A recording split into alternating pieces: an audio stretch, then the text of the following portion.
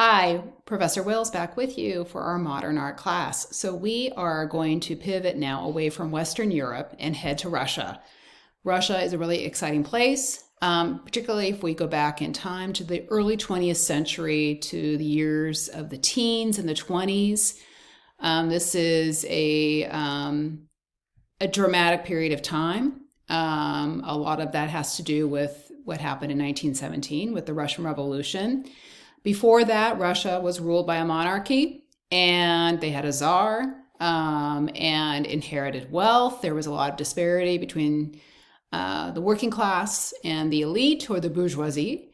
And of course, after all of that change with the revolution, there was great hope and optimism for an egalitarian society where there would be less economic disparity, even equality among genders. It was an idealistic time for a while, but of course, sometimes these things get derailed and hijacked, and totalitarianism,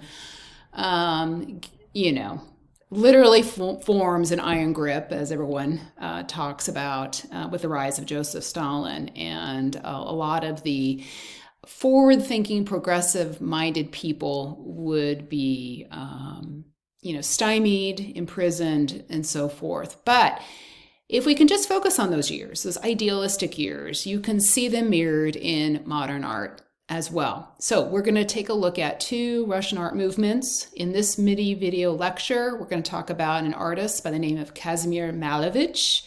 He's associated with Suprematism. So let's pivot to that PowerPoint, and I'll talk a little bit more about his very modern art aesthetic.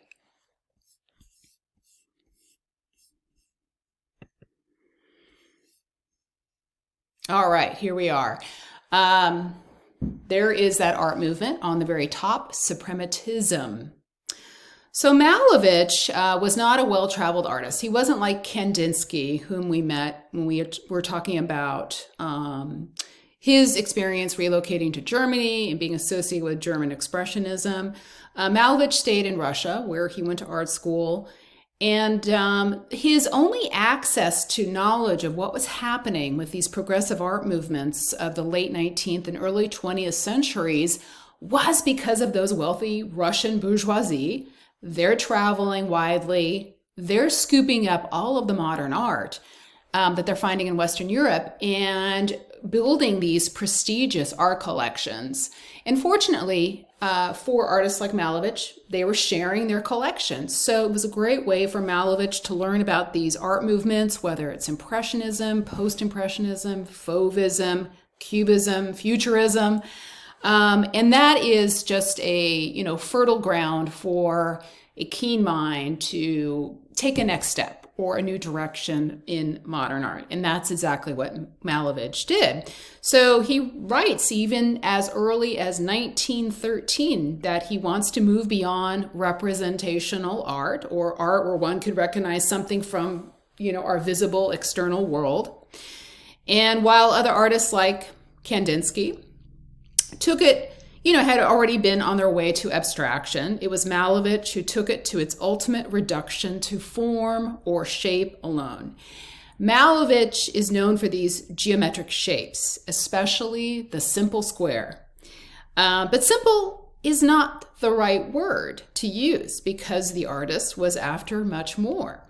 As he explained about this art style, he defined as suprematism, or the supremacy of pure feeling in creative art. You can see that quote up above on top on the slide.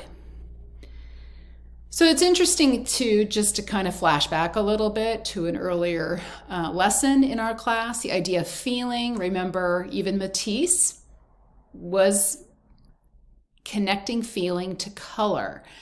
And here we have an artist connecting feeling, an intangible kind of thing, to form or shape. So to the suprematists, the visual phenomena of the objective world are in themselves meaningless. The significant thing is, as I said, feeling.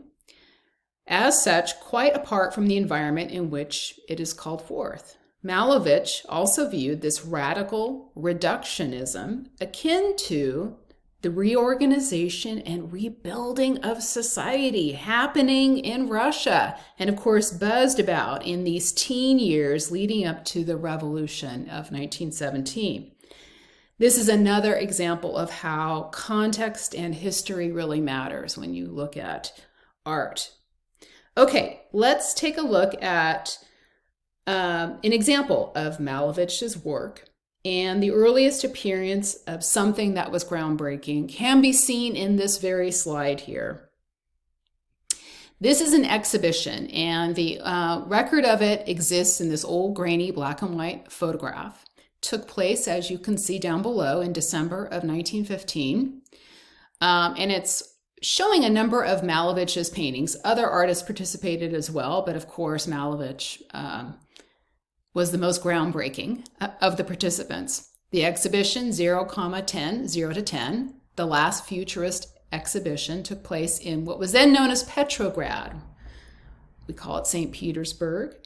And what you find here, of course, is a plethora of geometric shapes, particularly squares. But we need to focus on the one in particular. It's a black square in the corner of the room, mounted up high. This is a very interesting choice because in most Russian homes, you would find something hanging in the upper corner of a room or in the center wall, upper wall.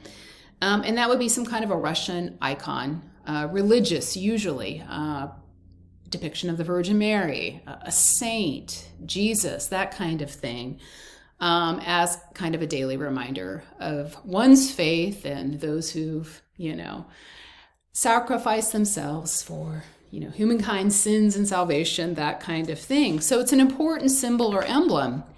So it's really interesting to see that Malevich has instead reduced that to a geometric black square. For him, this geometric form is the perfect way to represent these kinds of intangibles. And we've talked a little bit about Kandinsky doing this as well, trying to create an abstract language for spirituality. So instead of a multitude of forms, though, as Kandinsky did, you see Malevich just using one. It could represent, spirituality, energy, feeling. And that was the supreme goal of this movement, Suprematism, this strong, stark geometry. By the way, the title of the exhibition that you see down here, 0 to 10, I know we usually count down when you think of like a rocket taking off, you count down from 10, or a runner running a marathon. But this is implied to count upward. The idea that 0 would begin after the destruction of the old world, and through revolution, everyone would begin again. It essentially is like a reset button for a new promising future that Russians, including Malevich, hoped would bring a better world to everyone. All right, let's pivot to the next slide here. All right, this is another famous work by Malevich. Let me just bring up the view a little bit more here, and you could disregard the language down below. This is called Suprematist Composition, white square on white, and he executed this about 3 years later in 1918. So sometimes he created paintings, and what you find here is Malevich had 3 phases of this style of suprematism. He had the black one, which we've met already. Sometimes he would work in color, like red, but only a color, very minimalistic, very reductive. And then we have a body of work in white.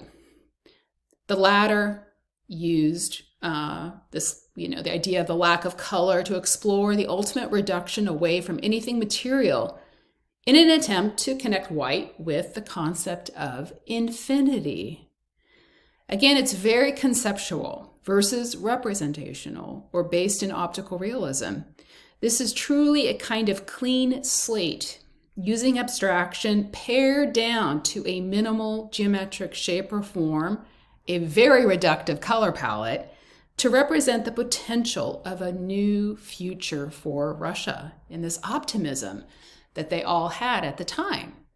I think in some ways, the way that square is positioned within the square format of the canvas, with a slight tilt to the right, almost floating slightly upward, has a sort of optimistic positioning that's conveying this sensibility of the time. Unfortunately, by the time we get to the 1920s, with the rise of Stalin and a more narrow-minded view and controlling nature of politics and society, artists like Malevich would be considered threats, too radical, too much associated with revolutionary thinking, and a threat to Russian society. Malevich and others lost their positions academically in institutions, and Malevich in 1930 was even imprisoned and interrogated for 2 months. You can imagine how that crushes the soul of an artist. This is a topic we'll also get into when we get to the 1930s and 40s and German art and the rise of Adolf Hitler. Similar thing will take place as well. Thanks for joining me.